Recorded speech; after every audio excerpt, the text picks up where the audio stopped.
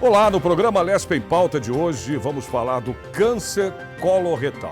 Um relatório recém-divulgado pela Sociedade Americana do Câncer indica que em janeiro houve um rápido aumento na incidência de câncer coloretal entre pessoas na faixa dos 20, 30 e 40 anos. Olha, no Brasil, este câncer ocupa o segundo lugar em incidência e o terceiro em mortalidade. Muito bem, vamos saber também do projeto de lei que dispõe sobre a prevenção do câncer coloretal através do exame FIT, que é o teste imunoquímico para pesquisa de sangue oculto na rede pública de saúde do Estado, para que o diagnóstico e tratamento da doença ocorra o mais rápido possível. Muito bem, para sabermos mais, eu recebo aqui em nossos estúdios o Dr. Lucas Nassif, cirurgião gastrointestinal e também membro titular do Colégio Brasileiro de Cirurgia Digestiva. Doutor, muito bem-vindo aqui ao nosso programa. Já lhe pergunto imediatamente o que é o câncer coloretal e como também ele se desenvolve, doutor.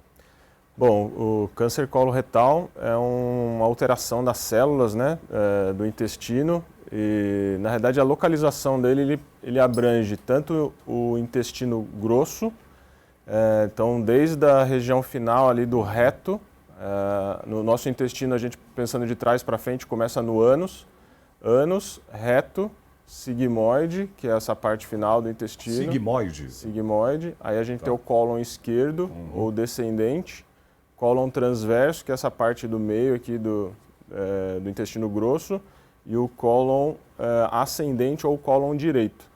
Então, o câncer coloretal é o câncer, a alteração das células normais do intestino, que elas sofrem alguma mutação ou alguma displasia, né? E aí vira um adenocarcinoma dessa região, então do intestino grosso e do reto. Ele se desenvolve? Eles se desenvolvem, existem vários fatores de risco, né? E é importante até na sua chamada ali, você colocou alguns alertas sobre exames, né? Então, é muito importante que esse desenvolvimento dessas células, elas podem ser avaliada e detectada precoce, né? Então, por isso que é muito interessante, até no mês de março agora, a gente faz sempre tem tido um incentivo grande da prevenção e do rastreio do câncer coloretal. Então, principalmente para a gente detectar precoce com exames que faz a busca e às vezes, dependendo da lesão desse câncer, ele já pode ser tratado por algum tipo de exame até. Esses fatores que você falou, quais são os fatores, então? Os fatores de risco para o câncer, né? Coloretal, tabagismo, alimentação, então alimentação principalmente com carnes processadas, né? Carnes vermelhas, embutidos, obesidade, diabetes, etilismo, são um dos principais fatores de sedentarismo, né? São os principais fatores de risco. Doenças inflamatórias, doenças genéticas, história na família, né, de câncer, também são fatores importantes do câncer coloretal. Você estava falando agora do mês de março, a gente tem que, então vamos lembrar então melhor o telespectador, que é o Março Azul Marinho, que se chama, né? Perfeito. Que é a conscientização, para se conscientizar sobre o câncer. É muito importante a gente ter já esse procedimento de conscientizar. Aliás, em todo tipo de doença, né, doutor? Isso começou com principalmente nos cânceres, né? Até quando a gente fala que a prevalência, né, ele é tão comum, frequente, quando a gente tira os cânceres de pele, né? O câncer de pele na nossa população ele ainda é o mais frequente. Aí quando a gente pega o homem e a mulher, o homem o câncer de próstata, né? A mulher o câncer de mama e de ovário, útero, eles estão na frente. Aí nesses dois gêneros já entra o câncer coloretal. Então a gente vê que ele é um câncer bem frequente na nossa população e ele tem, quando não é feito esse diagnóstico, esse rastreio, ele pode ter uma mortalidade muito alta. E o que chama muito atenção nele, e esse Março Azul Marinho traz, né, esse incentivo à conscientização da prevenção, essa campanha, da gente conseguir detectar precoce e o que mais chama atenção do câncer coloretal, porque ele tem muito bom resultado com o tratamento precoce. Então, quanto antes é detectado, mais fácil a gente está falando de cura, né? Então, e é um exame simples, né? São pequenos detalhes, pequenos sinais que podem mudar realmente a direção da vida e a mortalidade, né? Que ele acaba sendo um câncer, se não diagnosticado precoce, com uma taxa maior de mortalidade também. Tá, e a partir de que idade, de quando, né, se pode já começar a prevenção, né, para se ter um resultado Sim. mais satisfatório? Existem alguns exames específicos assim que a gente pode começar a detectar. Existem exames até para a população total, geral, né, no SUS. Exames mais simples, como o teste no sangue oculto nas fezes, até na chamada você comentou dele, né? Uhum. É um exame que a pessoa não precisa ver sangue, a pessoa não tem dor, né? A pessoa não tem nenhum sintomas para poder fazer o exame, né? Então é um exame que ele vai detectar um sangue que não se vê. Então por isso que o nome dele é um sangue oculto nas fezes, né? Então é um exame simples, inicial, que pode ser feito. Aí a pergunta é quando que a gente começa a fazer esses exames? Então, se a pessoa tem esses fatores de riscos que a gente comentou antes, é importante ter em mente. Se tem história de câncer na família... Hereditário, né? Hereditário. Então, temos um familiar que teve um câncer com 40 anos. Os familiares devem fazer o rastreio 10 anos antes. Então, a gente começa a rastrear os familiares com 30 anos, por exemplo, nesse exemplo que eu dei.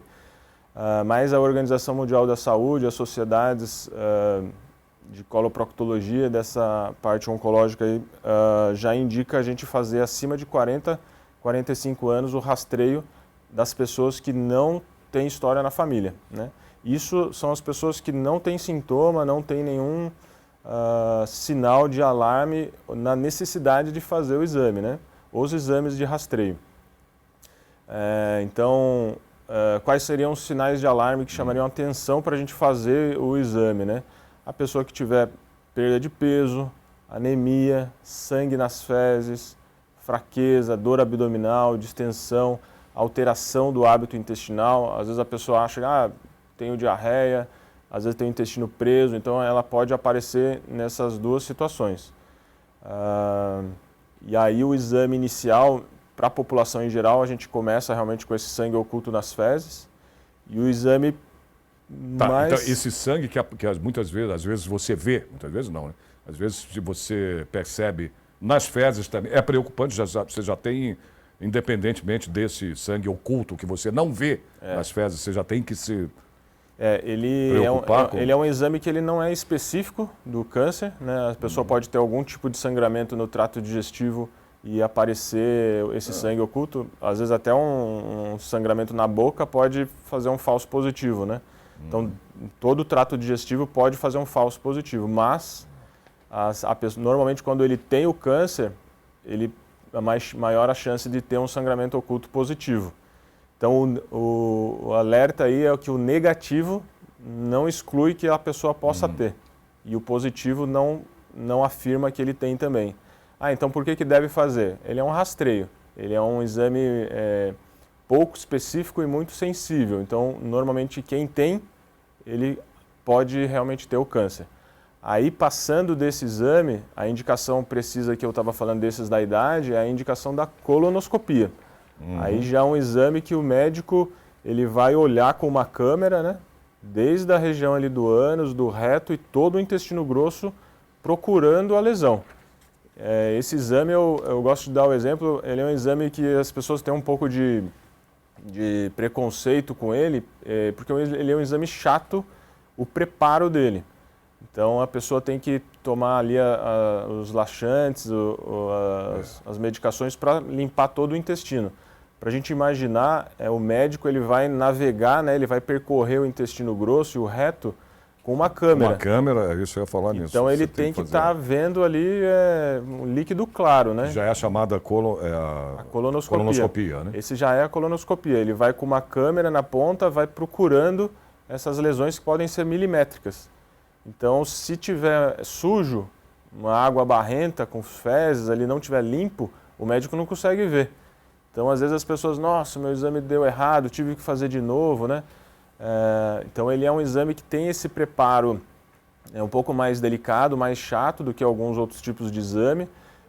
O segredo realmente é a gente sempre se hidratar bem, né? Na hora que você estiver fazendo esse preparo, tomar bastante líquido, uns 2, 3 dias antes. Essa parede do intestino chamada de tem que estar limpa ali para ele poder. Tem que estar limpa. A ideia que eu sempre passo assim é como se você estivesse andando com uma câmera vendo dentro de um tubo.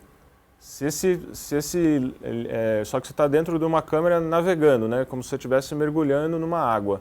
Se essa água estiver suja, você não vai enxergar nada para frente. Se ela estiver clara, como uma água que você está tomando, ou tipo uma água de xixi, né? Uma água da urina, assim, mais clara, o médico consegue detectar e ver. Por quê? O médico, quando está fazendo o seu exame, ele vai procurar na mucosa lá do intestino, quando ele está indo, quando ele volta procurando a outra parte do intestino que ele não viu. E a detecção precoce que a gente fala, quando ele vê ali pequenos adenomas, pequenas lesões, pólipos, que do próprio exame, às vezes com 1, 2, 3, 5 milímetros, já pode detectar um câncer ali. E se tiver ali com sujeira, o médico não consegue ver isso. E ele não consegue fazer biópsia e muitas vezes ele não consegue tirar essa lesão. Então, se tiver bem limpo e ele conseguir ter acesso a essa mucosa toda e ver, em muitos casos ele consegue tratar já. Então, ele já pode fazer um tratamento do câncer com esse exame que é a colonoscopia. Então, esse exame, aquilo que eu estava comentando antes, que ele muda paradigmas assim no tratamento do câncer coloretal, porque ele já é um exame simples de fazer, ele detecta o câncer, e em muitos casos ele pode tratar o câncer, só com um simples exame. Então ele é fundamental essa conscientização da gente poder fazer e difundir isso para ser detectado precoce, né?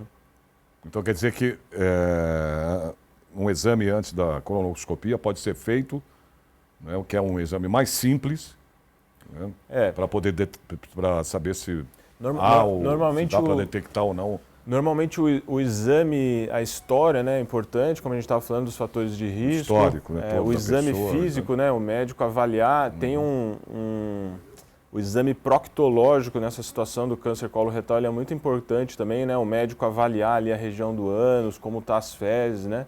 Existe aí o toque retal, né, é um exame que ele faz parte dessa avaliação médica do trato digestivo, principalmente essa parte do cólon, reto, ânus, né? Então tem muito tumor ali do próprio reto que o médico, numa consulta, sem fazer um exame, ele pode tocar e sentir o câncer, né? Então ele pode, no toque retal, com várias características, já fazer o diagnóstico do câncer. Como você faz no exame para saber se você tem... Da próstata também, próstata, né? O exame da próstata, que o médico já consegue... A gente tem muito isso do exame do toque retal para a detecção do câncer de próstata, mas ele também é muito comum no exame proctológico, né? E o exame proctológico ele vai ajudar a gente na detecção também e afastar, né, o câncer de reto e o câncer de ânus. E muitas das vezes o sangramento nessa região ali do ânus, do reto, na evacuação, né, ele não quer dizer que é câncer. Então o médico avaliar, fazer um exame proctológico ali, examinar o paciente. Às vezes o paciente pode ter uma fissura, né, ele pode ter uma hemorroida, ele pode ter algumas constipações, algum problema no esfíncter anal que causam dor. Na verdade, essas alterações benignas que eu estou falando, elas muitas das vezes a pessoa procura um médico para fazer um tratamento, na maioria das vezes achando que tem um câncer e não tem. São alterações benignas que às vezes num próprio exame físico detecta. Eu estou até falando isso porque às vezes é muito comum o paciente chega e fala, eu quero fazer a colonoscopia, eu quero fazer tal exame, né? E a gente pula. E não há necessidade. Às vezes não há necessidade. Você já percebe, o médico já... Se ele vai ali, dependendo da idade, dos fatores de risco, às vezes a pessoa já fez o exame no próprio ano, aí quer fazer de novo, aí o médico vê lá, opa, esse sangramento aqui é uma hemorroida, por exemplo, uma fissura, alguma outra coisa que está causando aquele problema. Então, antes dos exames, que são importantíssimos, essa avaliação do médico, o exame físico, né, a inspeção, o toque retal ali, ele ajuda muito, né? E aí começamos com aqueles exames que a gente tinha comentado antes, né? O sangue oculto nas fezes e principalmente a colonoscopia. A colonoscopia, ela também tem um nome que é usado, mais raro, né? De endoscopia digestiva baixa, né? A gente tem a endoscopia digestiva alta e a colonoscopia, que é como se fosse uma endoscopia digestiva baixa. E também a anoscopia e a retoscopia. São dois exames que o médico consegue ver a região ali do reto e do ânus, né? Que fazem esse diagnóstico também do câncer coloretal. E, por exemplo, você citou agora, a gente falou há pouco da idade, né? Do limite de idade, né, para você começar a fazer exames. Eu digo, a partir daí, de quanto em quanto tempo a pessoa precisa realizar um exame que seja mais simples para se detectar ou não? Essa pergunta aí, ela não existe uma regra sem a gente saber o que deu no primeiro exame. Ah, tá. Uhum. Então, por isso que é importante, às vezes a pessoa faz o exame, faz e não leva para o médico. Faz e não vê o resultado do que o médico viu, né? Isso é muito comum, infelizmente. O paciente faz o exame e às vezes o médico que fez o exame fez até uma biópsia e o paciente não sabe que tinha biópsia. Então, quando que deve fazer um novo exame, né? A gente precisa saber o que deu no exame. Se deu um câncer, aí às vezes tem que fazer até uma cirurgia, algum outro tratamento, ou a própria colonoscopia, dependendo do câncer, o médico ali com o exame ele já tratou. Mas eu digo assim, para prevenção, doutor, por exemplo, fazer todo ano, ou de Isso. 2 em 2 anos, só para, não que a pessoa... Eu comecei falando o exemplo já de um câncer, mas por exemplo, se ele fez o exame e está normal, aí de quanto em quanto a tempo recomendação no exame normal é 3 a 5 anos ele deve repetir o exame, pacientes acima de 50 anos, né? Tá. Mas nesse meio aí do normal e do câncer, existe uma gama de alterações que indicam quando a gente tem que fazer. Então não é para todo mundo essa regra de 3 a 5 anos, né? Se o paciente tem, e isso é a importância da colonoscopia, aquela que eu estava explicando lá do médico andando com a câmera e vendo a mucosa do intestino, né? Então existem doenças inflamatórias do intestino, existem doenças polipose adenomatosa familiar, né? O paciente tem pólipos, assim, mais de 100 pólipos no intestino todo. Então, existem algumas características que o paciente tem que fazer mais ou menos vezes o exame. Num paciente que detecta ali alguns pólipos, dentro desses pólipos, vai depender também da biópsia e o que eram esses pólipos. Então, dentro dos pólipos, existem pólipos inflamatórios, pólipos hiperplásicos, que são pólipos benignos. Esses tipos de pólipos não virariam câncer, mas existem pólipos que são precursores de lesões malignas do adenocarcinoma. Quais são esses pólipos? São os adenomas. Aí dentro dos adenomas a gente tem 3 principais tipos, né? Que é o adenoma túbulo-viloso, o adenoma viloso e o adenoma tubular.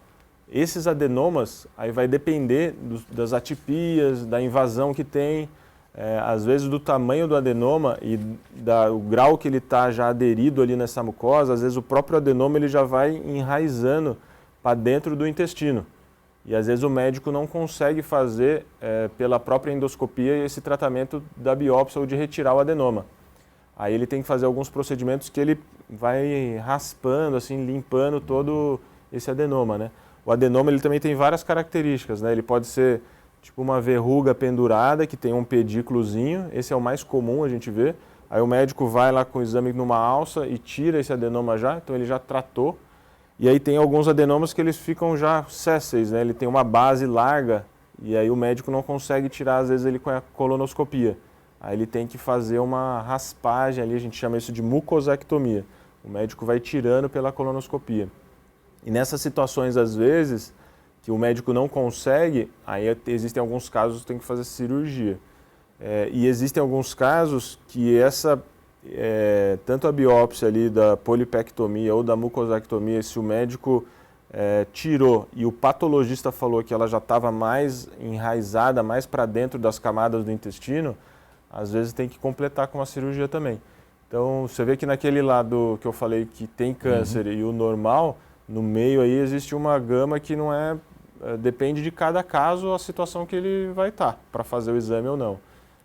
Mas a ideia é a gente, no normal ou nesses pólipos, já fazer essa detecção precoce e muitas das vezes o tratamento, né? Nós temos aqui, a gente está numa casa de leis, né? E eu queria agora falar e lembrar também no começo da abertura do programa, eu falei do projeto de lei, de conscientização. Eu queria que você falasse sobre o papel, né, do poder público, no caso a Assembleia Legislativa, para estar ajudando as pessoas, porque eu estive lendo aqui, eu vi que tem um exame que você faz que custa aí, acho que R$10, quando eu vi citado aqui, mas para quem tem, mas para um outro tipo de exame custa 600, 800 e muita gente não tem condições de pagar para poder fazer um exame como esse, né, doutor? O que o senhor poderia pedir ou pedir ajuda do poder público, né, em termos de projetos, aí que a gente precisa de fazer projetos para poder o projeto ser aprovado, virar lei ou não, né? O que o poder público pode ajudar nesse sentido? Eu acho que a gente já tem alguns programas pelo SUS, aí pelo Sistema Único de Saúde, que já funcionam bem, mas a gente sabe que eles realmente existem algumas deficiências, né, na realização, nas listas de espera, né? Principalmente por esses exames ali que eu falei que são muito importantes, por exemplo, a colonoscopia. Existem hospitais aqui em São Paulo mesmo que os pacientes aguardam meses aí para fazer um exame desse, né? Então esse exame realmente do sangue oculto nas fezes, ele é um exame que já vai separar ali quem tem mais risco ou não, e realmente é um exame muito barato, né?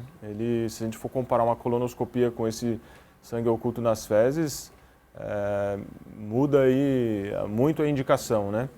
Então quer dizer que o paciente que não tenha o sangue oculto positivo não precisa fazer a colonoscopia? Isso também não é uma verdade, né? Mas realmente se a gente conseguir fazer mais esse exame do sangue oculto na população geral como uma triagem, ele vai conseguir mostrar algum tipo de prioridade para quem precisa, né? Mas a prioridade, por exemplo, ele vai tirar a prioridade de um paciente que às vezes está com sangue vivo nas fezes, com emagrecimento, com dor abdominal, então tem que sempre ter um critério nessa avaliação. Eu acho muito bom quando tem essa busca, esses projetos de lei, né, buscando a gente conscientizar a população, a fazer os exames. Eu acho que é interessante, mas tem que sempre ter esse cuidado da gente também não selecionar e deixar outros pacientes que precisam também sem fazer o exame, né? Perfeito. Doutora Cifra, a gente vai fazer um breve intervalo. Daqui a pouco a gente volta para continuar falando mais sobre o câncer coloretal. É um instante só. Voltamos já.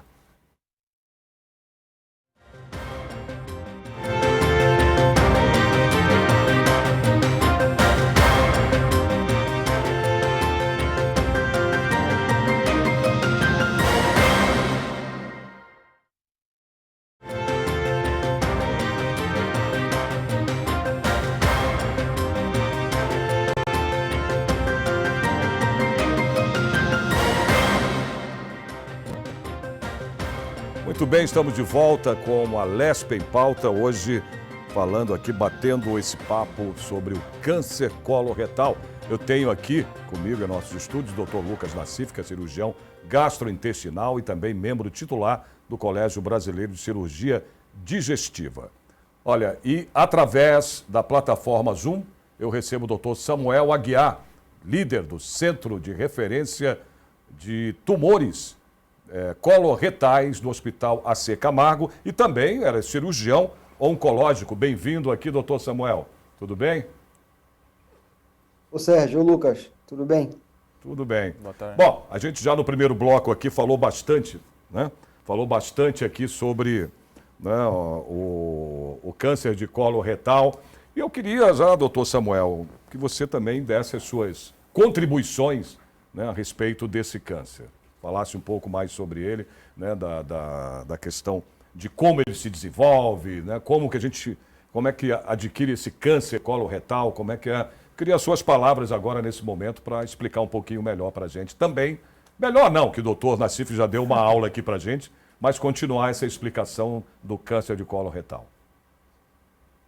Obrigado pelo convite. Imagina, a gente que agradece. Estamos falando de um dos tipos de tumores mais incidentes da humanidade. O segundo mais comum entre os homens, o segundo mais incidente entre as mulheres, é o segundo câncer que mais mata, né?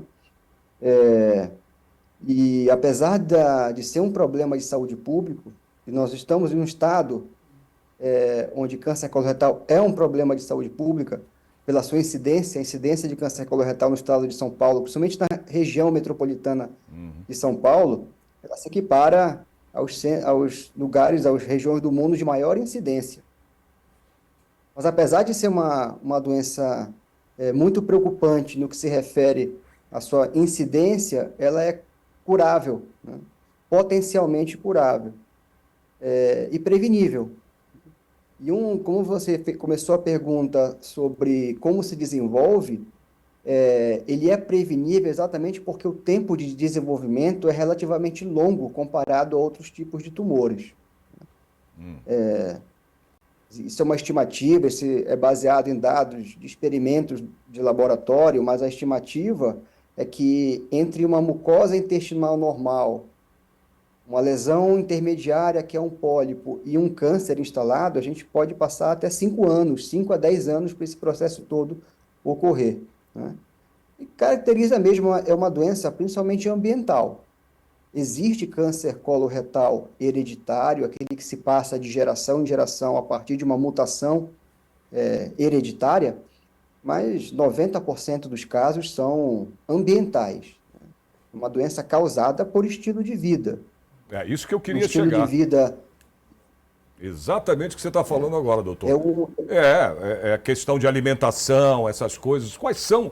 Eu queria que você desenvolvesse mais ainda isso, para que as pessoas, viu, doutores, né, o nosso telespectador entenda, né, da maneira mais simples possível, né, o que pode causar, né, esse câncer. É isso. São hábitos de vida que nós importamos de países que eram classificados há algumas décadas atrás como desenvolvidos e industrializados. O sedentarismo, dietas predominantemente processadas ou ultraprocessadas,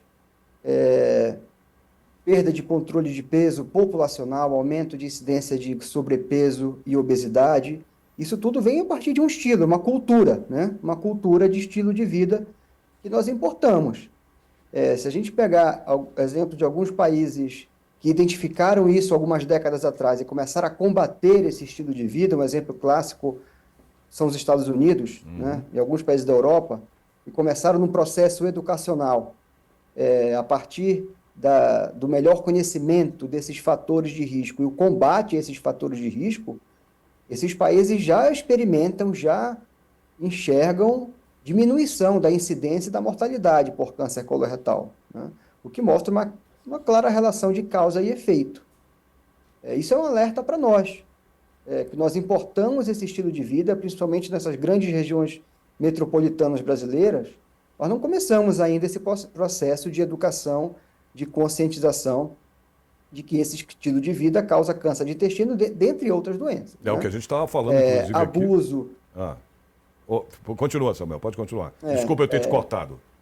Abuso. Eu achei que você tivesse parado. Tá bom. Uma dieta muito rica em carne processada, principalmente os embutidos, muito pobre em frutas e verduras frescas, baixa atividade física, quase nenhuma atividade física regular, um sedentarismo que passou a ser um comportamento padrão, né? Se a gente for elencar aqui os principais, os mais comuns, os mais importantes fatores de risco para câncer coloretal, são esses, né? E o importante é que a gente tem que começar a fazer essas orientações desde as fases mais precoces da vida, de infância e adolescência.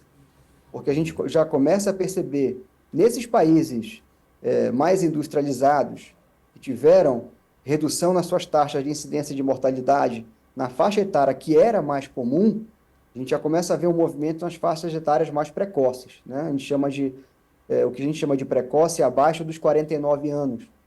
E era considerado como uma coisa rara, não é mais, né? Não é mais raro se ver pessoas muito jovens com câncer coloretal hoje em dia, e uma das hipóteses plausíveis para isso é que o combate a esses fatores de risco deve começar numa fase bem mais precoce da vida. Né, doutor Nassif? Inclusive, o doutor Samuel já falando disso, queria que você até completasse essa parte dos jovens, né? As pessoas hoje mais jovens estão tendo a incidência de câncer até por uma má alimentação, principalmente isso. Né? Acho que isso que o Samuel falou realmente é o que a gente vem vendo no dia a dia, né? O estilo de vida das principais cidades grandes, né? Das capitais, as pessoas realmente mais obesas, tabagismo, etilismo também, né? O diabetes, a síndrome metabólica, né? E a gente cada vez, essas idades, né, de 45, 50 anos, quando a gente deve fazer esse rastreio que a gente tinha comentado um pouco no outro bloco, cada vez a gente vê isso mais precoce, né? Então, abaixo dos 40, né? Cada vez mais frequente realmente a gente tendo acesso a esses pacientes já com câncer, e às vezes não são cânceres naquelas fases iniciais, câncer que o paciente já chega com obstrução no pronto-socorro, cânceres já com alguns anos de evolução ali, né? Então, se a gente pensava ali nesses 3, 5 anos de evolução desse câncer, esses pacientes ali com 38, 40 anos já chegam com obstrução, né? Então, realmente, a gente tem observado essa precocidade já do câncer, em alguns casos já mais avançado, né? Cânceres avançados. É interessante isso, né, Lucas? Porque ninguém pensa em câncer de intestino numa idade tão jovem. E a gente realmente vê esses casos mais avançados, não significa que o câncer nessa idade seja mais agressivo. Significa que a gente levou mais tempo para diagnosticar. Porque nunca se pensava em câncer de intestino há uns anos atrás numa pessoa de 35, 40 anos. Mas é comum hoje a gente ouve a história, não, porque eu já tinha sintomas já há algum tempo, até alguns anos, e eu negligenciei, achei que fosse hemorroida, achei que fosse intestino preso, e não procurei o médico. E mesmo os serviços de saúde. Não, ninguém pensa em câncer nessa faixa etária, deve ser outra coisa, deve ser um problema alimentar. Mas o fato é que hoje em dia, qualquer pessoa que tenha um sintoma intestinal, isso deve ser investigado pensando também na possibilidade de um câncer. Claro que essa não é a primeira hipótese, mas essa hipótese não pode mais ser negligenciada. E é curioso, né, esse momento que a gente vive, porque a gente acaba tendo esses pacientes mais precoces, aí 30 e poucos anos, né, já tendo esse câncer, às vezes cânceres avançados, num momento que até a população que tem acesso aos exames são pegos com esses cânceres avançados, né? Então, às vezes, a maneira, né, o paciente tendo algum tipo de problema, ele procurar um cirurgião do aparelho digestivo, um cirurgião oncológico ali, gastrointestinal, né, um proctologista, para aquela conversa que a gente fazer um exame voltado pelo seu problema, não pelo que eu acho que eu devo fazer, né? Isso independente de se está no SUS, no convênio, no particular, às vezes o paciente tem aquele preconceito, eu preciso fazer uma tomografia, eu preciso fazer um ultrassom, um raio-x, né? Às vezes um exame, um toque retal, né? Uma avaliação do médico, um exame físico ali, ele vai te indicar o que é melhor para você ser feito. E aí, às vezes você fica várias vezes indo para o pronto-socorro e perde tempo em fazer o exame específico que você precisa, né? Então, acho que é uma avaliação médica ali criteriosa, indicando você o que você precisa fazer, você vai ganhar tempo. Você pode, às vezes, demorar ali para fazer um exame específico, mas se você vai acertar, mais fácil, né? Acho que isso é importante a gente ter na nossa consciência aí. E, doutor Samuel, a gente fica falando aqui um monte de coisas do que pode ser ou que pode levar a você ter um câncer ou doenças, ou algum outro tipo de doença, outro tipo de câncer, né? O problema é que a maioria dos sintomas, né, doutores, eles são parecidíssimos, né? Não, doutor Samuel? Isso mesmo, são sintomas muito comuns e que não estão associados a câncer mesmo. Pois é. Você tem um sangramento nas fezes, Uhum. a primeira Pô, hipótese o doutor Nassif hemorroida, citou isso, ele uma falou disso. fissura. Exato. Como eu falei agora há pouco, não que essa seja a sua primeira hipótese, mas ela não pode sair da equação, né?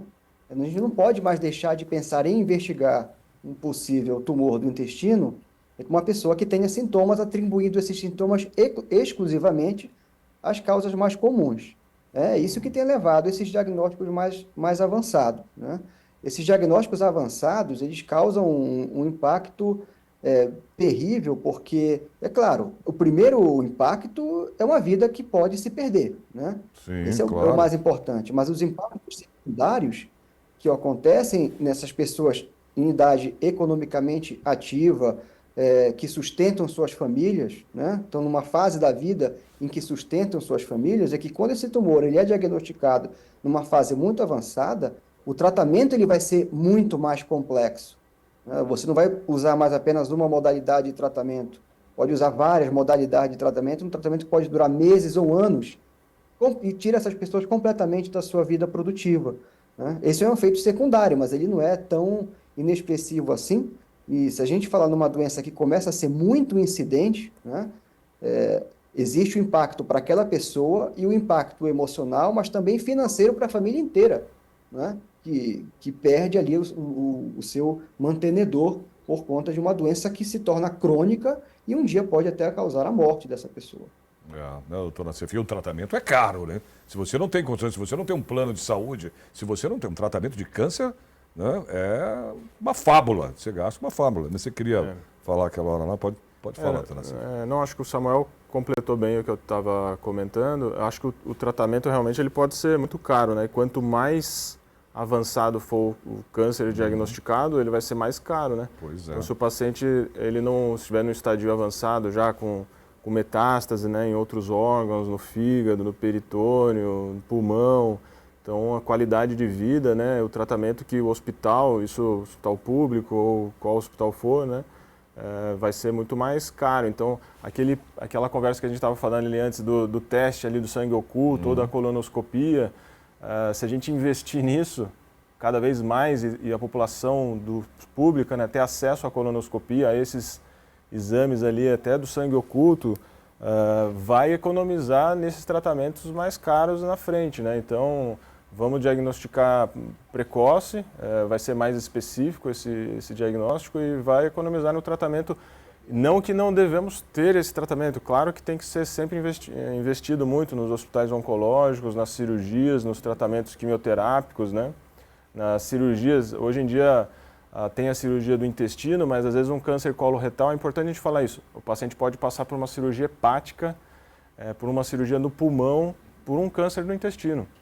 Porque o câncer ele vai à distância, né? Então, e com cura. Então a gente está falando nisso em situações que o paciente pode ser curado até com uma situação dessa mais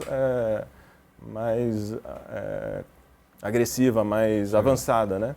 Então isso é muito interessante. E o paciente vai ficar mais debilitado, vai sofrer mais, né?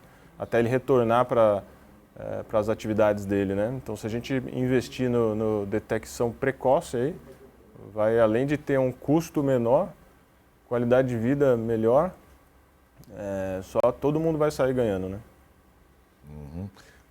Pode falar, Quando Samuel. a gente vai atrás desses estudos de custo-efetividade, os americanos gostam muito disso, né? De saber quanto custa salvar tantas vidas. Essas análises são meio estranhas, mas também são interessantes. E quando se compara custo da colonoscopia, custo do sangue oculto, custo dessa ou daquela estratégia, o mais surpreendente e interessante é que o mais caro de todos, a menor relação de custo-efetividade, o que sai mais caro para o sistema de saúde como um todo, é não fazer nada. É não fazer rastreamento. Porque os casos chegam muito avançados e o custo total é pior, depois, né? Bem pior. é muito maior, salvando menos vidas, né? Então, a Exatamente. pior relação de custo e efetividade é não fazer nada.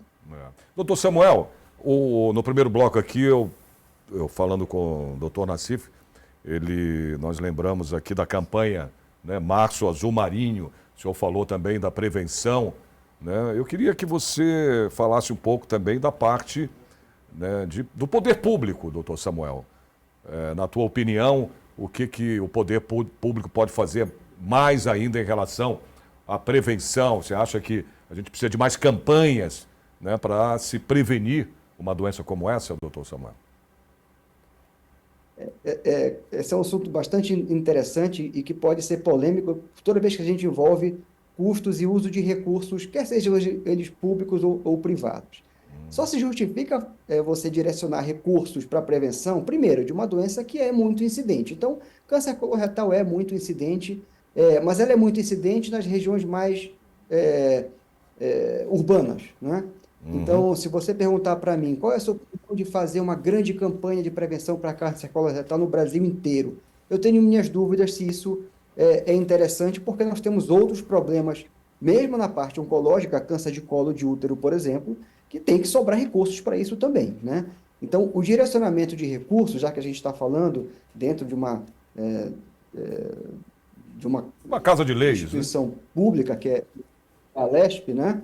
E a gente está falando de direcionamento de recursos, a prevenção, estratégia de prevenção para câncer coloretal no estado de São Paulo, ela se justifica pela incidência, pelo impacto que causa à saúde pública, né? Então, isso é um passo que isso não tem muita dúvida. Então, falando no estado de São Paulo, sim, o poder público ele passa a ter obrigação, porque é um problema de fato de saúde pública que afeta a saúde da população paulista.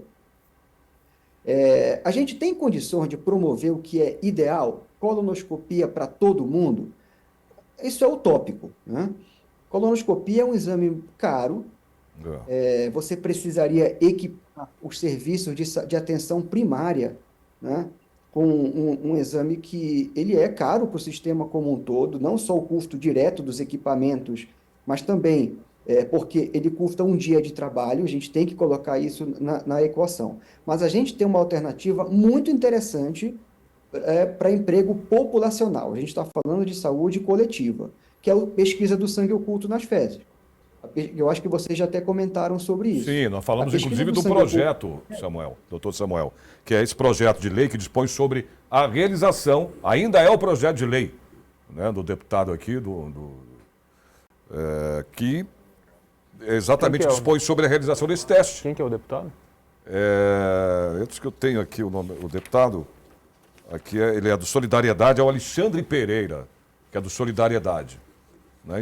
Esse projeto de lei é de 2000, ele não está mais aqui, inclusive, ele é ex-deputado aqui, esse projeto é de 2019, inclusive, é de 2019, e ainda não precisa ser aprovado pelo Executivo para virar lei, mas ele dispõe sobre o teste imunoquímico, né, para a pesquisa do sangue oculto, né, na rede pública de saúde do Estado, para a prevenção do câncer, que é exatamente o que o doutor Samuel está falando. Um projeto de lei tão interessante, você vê que desde 2019, né? Tem coisas que passam tão rápido. Não foi aprovado ainda, né, para poder virar lei, doutor Samuel. E é uma ação efetiva e que cabe, sim, dentro de um orçamento de um estado como São Paulo, porque é um teste muito barato. Ele não faz diagnóstico de câncer, mas ele tria, né, ele seleciona a população que mais precisa da colonoscopia. Essa é a importância da pesquisa do sangue oculto pelo teste imunoquímico. Ele é muito eficiente nesse sentido. Ele tem uma adesão maior, porque, olha que interessante, mesmo que nós fôssemos um estado extremamente rico e pudéssemos oferecer colonoscopia para a população toda, se a gente pegar a experiência europeia, 22% das pessoas aderem à colonoscopia. Né? Porque é um exame que tem uma série de barreiras, como, por exemplo, você perder o trabalho, o preparo do intestino, etc. Mas quando você coloca a pesquisa do sangue oculto, isso salta para quase 70% de adesão. Então, você busca mais pessoas assintomáticas para fazer o rastreamento, né? Em média, 5% dos exames vêm positivos. Não significa que essas pessoas tenham câncer. Ela tem qualquer motivo para ter traços de sangue nas fezes não visíveis a olho nu. Qualquer motivo. Uma gastrite, às vezes, pode dar sangue oculto positivo. Com o doutor Nascimento sobre isso aqui. Aquelas pessoas, obrigatoriamente tem que fazer colonoscopia. Mas, doutor Samuel... Então, você evitou colonoscopia... Não, entendi, não, pode continuar. Eu ia te cortar, mas só para fazer um adendo aqui, que eu achei aqui agora, estava falando de preços, né? Não é, doutor Samuel? Doutor Nassif? Sim. Fala, é barato. Realmente. Para você fazer um exame, olha aqui, segundo a tabela, vocês me corrijam se eu estiver errado aqui. Segundo a tabela da Associação Médica Brasileira, o exame de sangue oculto custa, sai em média apenas R$10.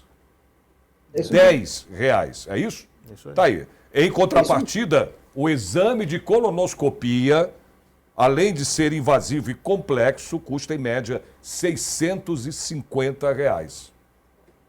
É o Exatamente. que onera e muito, como o doutor Samuel estava falando, né? Os cofres públicos aí, né? Isso é fato, né? A saúde onera, é caro, não é barato, R$650. E o doutor Samuel falou que você despende aí de um dia inteiro, né? Praticamente, para fazer um exame de colonoscopia. Então, realmente é complicado, né? Muito caro. É caro. É muito caro. Então, você tem uma estratégia que é barata, chamando atenção. Ela não faz o diagnóstico, ela só faz uma Não, triagem, sim. uma seleção. E 5% só é que vão direto para que vão fazer a colonoscopia depois do sangue oculto positivo. Então, é estratégia, por exemplo, que a maioria dos países europeus que têm um sistema público de saúde adota, né? Porque ela tem uma relação de custo e efetividade muito alta. A gente tem que separar do mundo o ideal e o mundo real, né? O ideal é poder oferecer a colonoscopia para todo mundo. Temos essa possibilidade. Isso é viável do ponto de vista do mundo real? Não é viável. Não. Né? Mas a estratégia da pesquisa do sangue oculto, ela é totalmente viável, ela cabe no orçamento e o impacto para a saúde, o impacto positivo é enorme. Doutor Nassif. Sem dúvida. Até me impressiona esse projeto de lei não ter sido mais rápido e, na minha experiência nos hospitais que eu trabalho, até no público Ainda também, não ter virado lei, né? a gente vê na capital, assim, nos hospitais grandes, públicos, isso funciona, né? Mas realmente já passar para colonoscopia, outros exames, aí a fila de espera ela já é maior, né?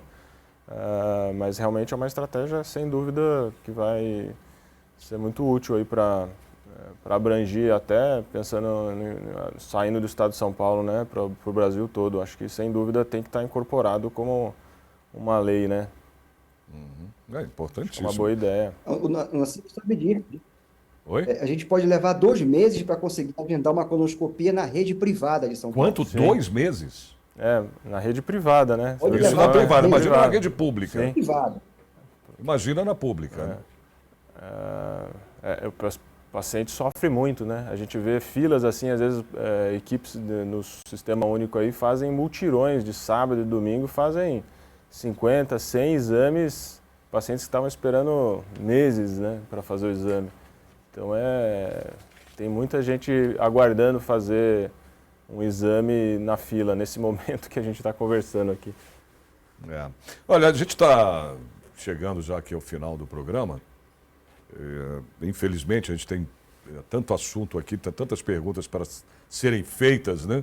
Para que o nosso telespectador também acompanhe, que acompanhe a gente aqui, né? Tenha mais informações sobre esse tipo de câncer. Mas eu queria que vocês deixassem uma mensagem para o nosso telespectador aí da importância, né, doutores, de se prevenir, né? Fazer um exame, né, para poder ter uma chance aí, se tiver, né, a pessoa tiver com um tipo desse de câncer, né, de colo retal, poder ter chances de sobrevivência. Eu acho que a ideia é essa mesmo, né? Esse tipo de câncer é um câncer que ele é curável, né? Então ele com diagnóstico precoce a gente pode mudar realmente a vida das pessoas, né? Então mudar um pouco esse conceito esse preconceito da população, e às vezes em fazer um toque retal, uma colonoscopia, né, procurar o atendimento médico, e a gente difundir, divulgar e fazer realmente esse estímulo em buscar o tratamento de saúde especializado para realizar esses exames precocemente e ter uma melhor qualidade de vida, né? Perfeito. Doutor Samuel. E a prevenção, ela se aplica, a prevenção, a busca do diagnóstico precoce, ela se aplica às pessoas assintomáticas, pessoas sem sintomas. Mas, por outro lado, quando a gente fala de pessoas com sintomas, quem tem sangue nas fezes, alteração do ritmo intestinal, cólicas abdominais frequentes, isso não é prevenção mais. Isso significa diagnóstico de sintomas. Procure imediatamente seu médico para tentar fazer a colonoscopia direto. A gente nem está falando mais de sangue oculto, é colonoscopia direto. Sintomas intestinais significa colonoscopia. Então você já, direto já fazer né, a colonoscopia, então é complicado isso, né? Mas a gente fala de doenças, né? Mas, como estava falando de um todo aqui, né? Os sintomas praticamente são os mesmos, né, doutores? De vários tipos de doenças, de coisas. Você fala, mas tem uma febre aqui, tem uma diarreia, né? Você não sabe o que... Né? E além dos sintomas, essa síndrome metabólica, né? Que acompanha várias doenças, várias inflamações então, que acompanha obesidade, diabetes, hipertensão, cintura abdominal, né? O sedentarismo. Então, como tudo está misturado ali. Então, a pessoa tendo sintoma, procurar um médico, e a que não tem, buscar algum lugar de referência para ter essa orientação da prevenção, né? Perfeito. Doutor Samuel, obrigado. Se quer falar mais alguma coisa, fica à vontade. Não, o que a gente fala de sintomas persistentes, não é? Eu comi alguma coisa ontem na rua, amanheci com diarreia, hoje passou. Não, isso foi uma coisa aguda, transitória. O que a gente está falando é daquela coisa que persiste, né? Eu vi sangue quando eu fui fazer a minha higiene hoje, semana passada, mês passado, não é normal, né? Esses sintomas que persistem, não é normal mais. Não, mas eu falei, desculpa os dois aqui, eu falei grosseiramente, vamos dizer assim. Né, de você ter todos praticamente os mesmos tipos de sintomas, né, em várias doenças que você tem, os sintomas parecem que são quase que os mesmos. Mas falei uma grosseria, os médicos são vocês aqui, os especialistas são vocês. Doutor Samuel, obrigado, viu? Obrigado pela tua participação aqui. Muito obrigado. Doutor Nassif, mais uma vez te agradeço aqui a participação. Eu que agradeço também, foi ótimo conversar com vocês. Beleza, obrigado. Até uma próxima, então. Boa. O Alesp em Pauta de hoje termina aqui. Até o nosso próximo programa.